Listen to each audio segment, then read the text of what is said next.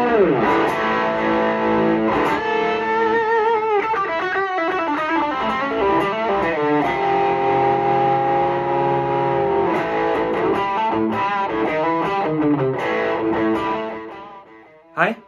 jeg hedder Anders, og jeg underviser i guitar på Kulturskolen i Skanderborg.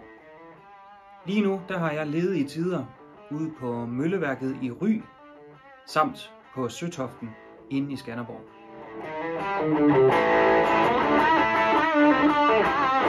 Så hvis du har lyst til at lære at spille guitar, så find os på Kulturskolens hjemmeside, og så kan vi sammen finde ud af, hvordan du kommer til at udleve dine guitardrømme.